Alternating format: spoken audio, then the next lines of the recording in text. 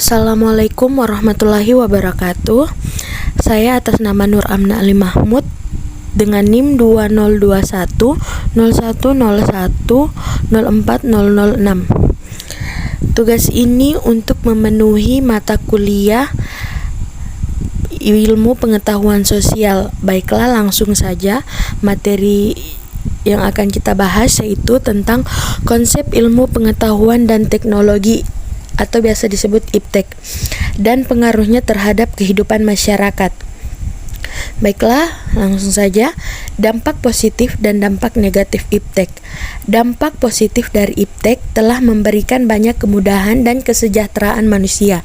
Sedangkan dari sisi dampak negatifnya, diantaranya kerusakan lingkungan hidup sebagai akibat alat modern yang diciptakan untuk mengeksploitasi sumber daya alam secara besar-besaran. Pencemaran udara, air, dan tanah, belum lagi bergesernya nilai-nilai sosial, budaya, moral sepertinya tidak mampu dicegah. Materi yang pertama yaitu tentang konsep IPTEK dan masyarakat. A. Konsep ilmu pengetahuan dan teknologi. Pengetahuan merupakan pengalaman yang bermakna dalam setiap diri manusia yang tumbuh sejak dilahirkan. Ilmu dikelompokkan menjadi dua, yaitu ilmu eksas. Yang kedua, ilmu non-eksas. Ilmu pengetahuan merupakan kumpulan fakta-fakta dan aturan-aturan yang ada hubungannya antara satu dengan lainnya. Teknologi adalah suatu studi sistematis akan teknik-teknik untuk membuat dan mengajarkan berbagai benda. Sedang ilmu adalah usaha sistematik untuk memahami dan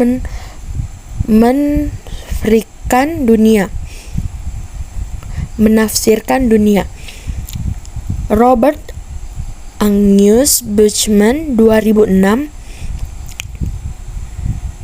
Namun demikian, teknologi juga berdampak negatif bagi suatu usaha, sistem, atau lingkungan.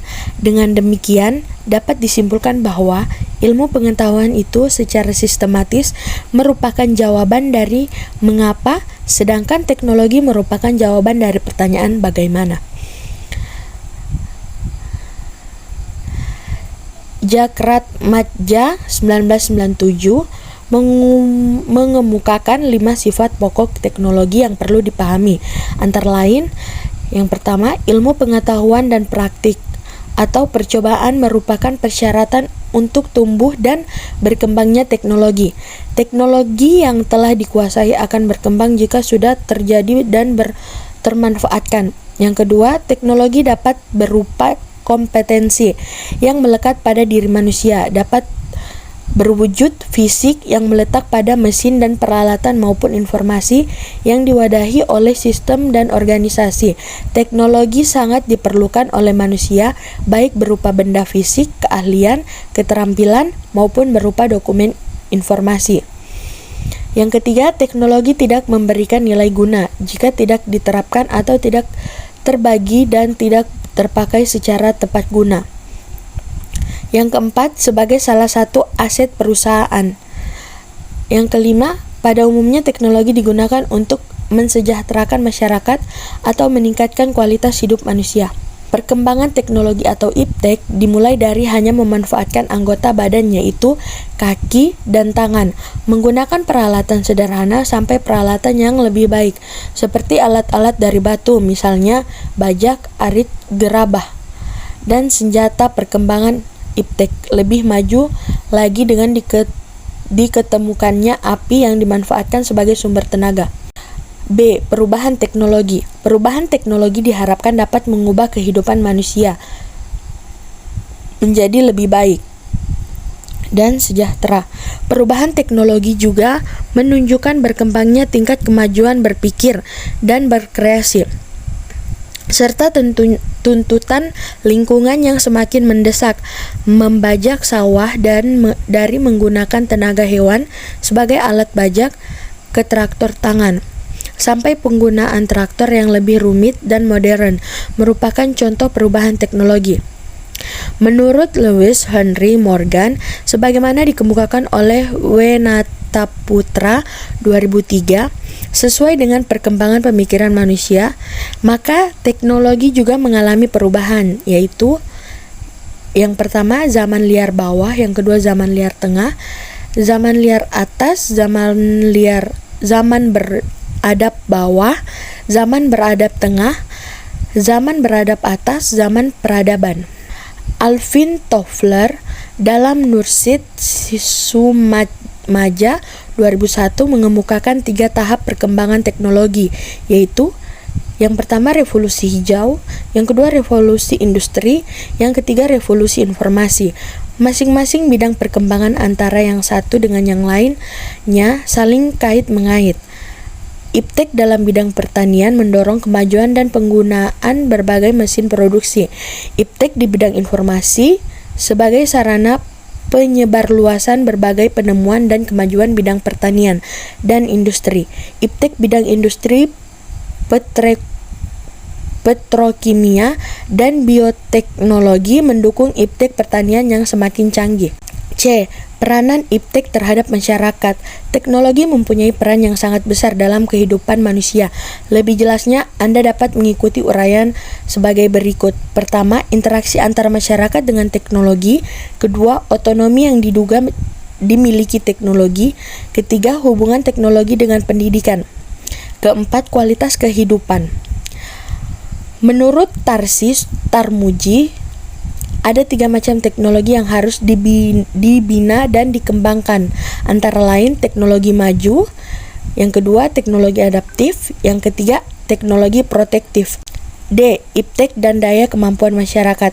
Ilmu pengetahuan merupakan kumpulan fakta-fakta dan aturan-aturan yang ada hubungannya satu dengan lainnya. Ilmu pengetahuan yang sangat penting artinya bagi kehidupan manusia, karena dengan ilmu pengetahuan masyarakat dapat mengembangkan daya kemampuannya yang dimiliki.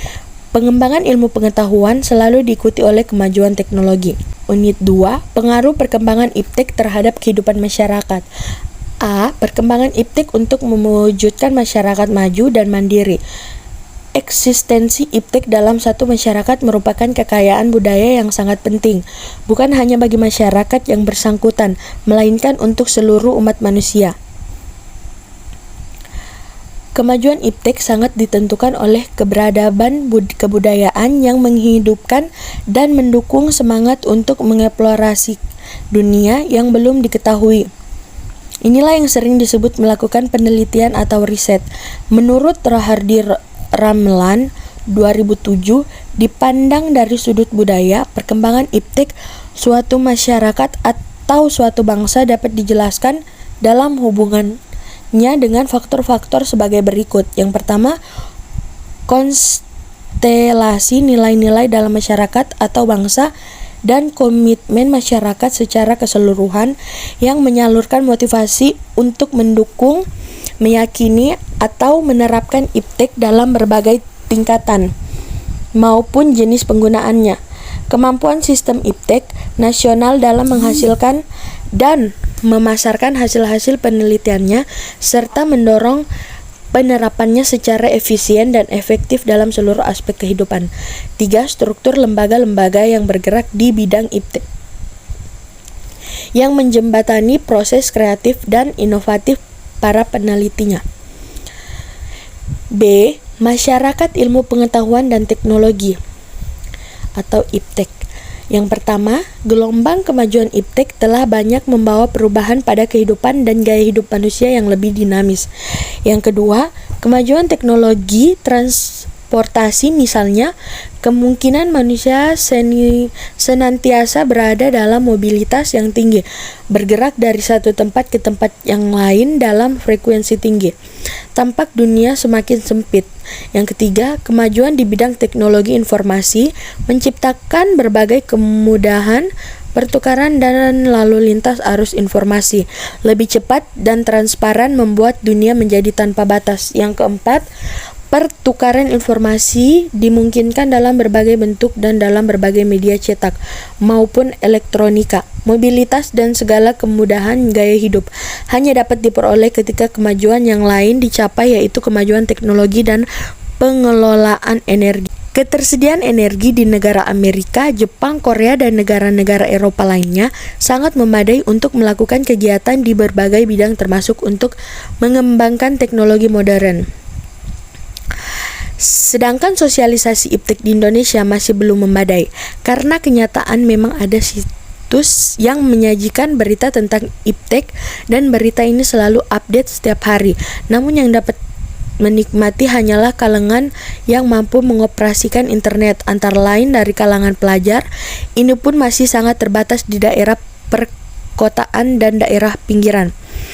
Alat yang paling efektif untuk penyebaran iptek adalah media massa dan media elektronika, khususnya televisi, selain sebagai ajang promosi atau iklan produk-produk berteknologi baru, juga sebagai alat informasi yang efektif untuk memasyarakatkan iptek.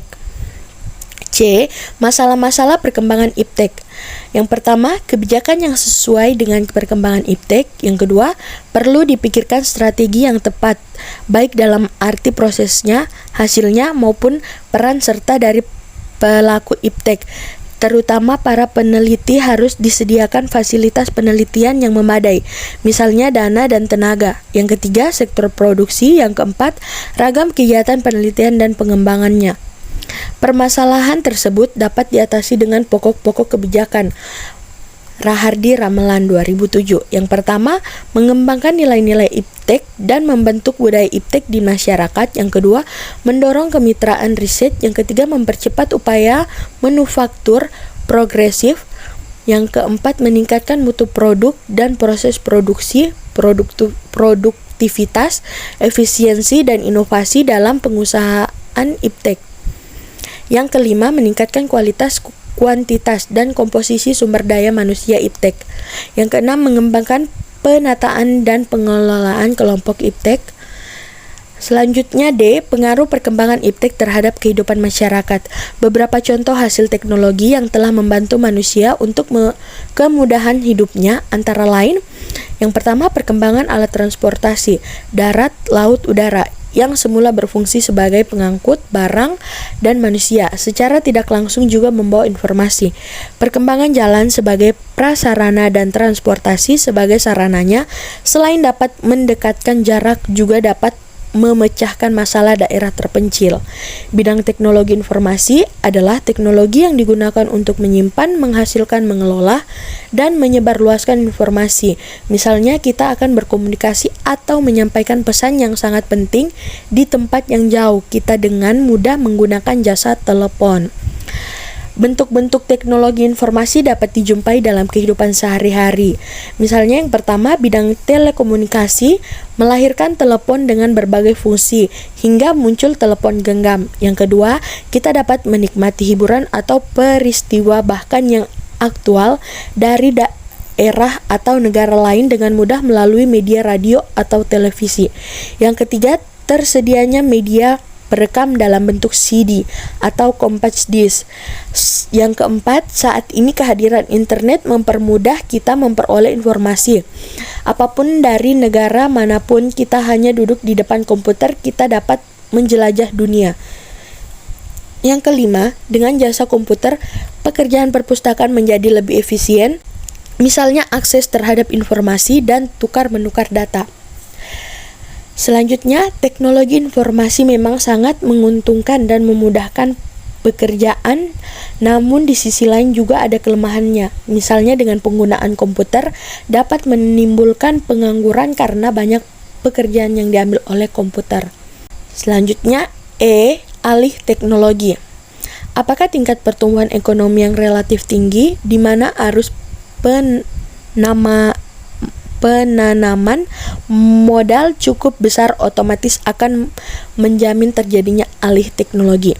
Jawabannya jelas tidak, sebab bisa saja yang terjadi adalah relokasi industri asing yang datang ke negeri ini dengan konsentrasi pada produk substitusi impor yang teknologinya sudah usang dan menjadikan milik umum atau public domain. Salah satu persyaratan terjadinya kemajuan teknologi atau alih teknologi dalam negara yang sedang berkembang, developing concerns adalah terjadinya pertumbuhan ekonomi yang cukup tinggi. Penanaman modal yang masuk ke Indonesia memang membawa modal-modal teknologi dan menyediakan lapangan kerja, tetapi sekaligus juga merusak lingkungan. Kemudian ada pula relokasi industri yang terjadi karena di negara asalnya biaya produksi terutama upah buruh begitu tinggi sehingga tidak ekonomis lagi menurut negara bahwa Indonesia sebagai negara yang menawarkan tenaga kerja yang murah. Hal-hal di atas adalah beberapa alasan masuknya modal asing ke Indonesia. Namun harus diakui bahwa ada juga penanam modal asing yang masuk membawa serta teknologi yang sebetulnya potensial untuk bisa dialihkan kepada mitra lokalnya. Tetapi ini dalam realitasnya sangat sulit karena teknologi itu selalu dikawal dengan ketat. Bagaimana merebut teknologi itu? Jawabannya yang paling gampang adalah dengan membajak teknologi, mencari semua informasi, kalau perlu dengan menyewa detektif-detektif teknologi, lalu melakukan apa yang disebut reverse engineering, membongkar pasang teknologi. Hal ini dilakukan oleh banyak negara seperti Jepang dan Korea Selatan. F. Proses alih teknologi. Jenis pemindahan teknologi dapat dibagi menjadi 3 kelompok, antara lain yang pertama, transfer material, yakni suatu pemindahan teknologi dalam wujud lahir dan harfiah dari suatu daerah atau bangsa ke dalam daerah atau bangsa lain. Yang ketiga, transfer kemampuan, yakni suatu pemindahan keterampilan dan bukan dalam bentuk jasmania atau rancangan. Pada tingkat nasional, terdapat 4 macam konsep alih teknologi, yakni yang pertama, alih teknologi secara geografis. Konsep ini menganggap alih teknologi telah terjadi jika teknologi tersebut telah digunakan di tempat baru. Yang kedua, alih teknologi kepada tenaga kerja lokal. Dalam konsep ini, alih teknologi terjadi jika tenaga kerja lokal sudah mampu menangani teknologi impor dengan efisien. Yang ketiga, transmisi dan difusi teknologi, yaitu alih teknologi terjadi jika teknologi menyebar ke unit-unit produksi lokal lainnya di negara penerima teknologi. Yang keempat, pengembangan dan adaptasi teknologi, yaitu alih teknologi baru terjadi jika tenaga kerja lokal yang memahami teknologi tersebut mulai dapat mengadaptasi untuk keperluan spesifik setempat atau modifikasinya untuk berbagai keperluan. Selanjutnya, dalam pelaksanaan alih teknologi seringkali mengalami beberapa hambatan, seperti yang pertama, hambatan yang timbul dari ketidaksempurnaan pasar teknologi. Yang kedua, hambatan yang disebabkan oleh kurangnya pengalaman dan keterampilan. Yang ketiga, hambatan dari sikap pemerintah baik legislatif maupun administratif dari negara pemilik teknologi dan atau negara penerima teknologi. Yang keempat, hambatan sumber keuangan karena tingginya biaya alih teknologi. G. Problem alih teknologi. Mengingat modal asing dengan teknologi itu dibawa ke Indonesia dan dialihkan kepada pihak Indonesia, maka proses alih teknologi menjadi problem yang cukup gawat, yaitu yang pertama, jenis teknologi yang dialihkan. Yang kedua, penilaian atas teknologin. Yang ketiga, cara alih teknologi dilakukan termasuk keempat, harga teknologinya. Syarat-syarat yang menyertai alih teknologi dan penanaman dalam suatu perjanjian lisensi alih teknologi. Bagi negara sedang berkembang, perlu menyadari masalah perspektif sosial ekonomisnya. Dalam alih teknologi ini ada beberapa hal yang mendorong untuk memperkuat pertimbangan tersebut. Yang pertama, teknologi perlu dikuasai, sementara sebelum dikuasai dapat meminta atau membeli. Yang kedua, masyarakat perlu disiapkan untuk itu. Konkretnya perlu disiapkan sumber daya manusia yang akan mengelola ekonomi dan teknologi tersebut. Baiklah, sekian dari saya. Wassalamualaikum warahmatullahi wabarakatuh.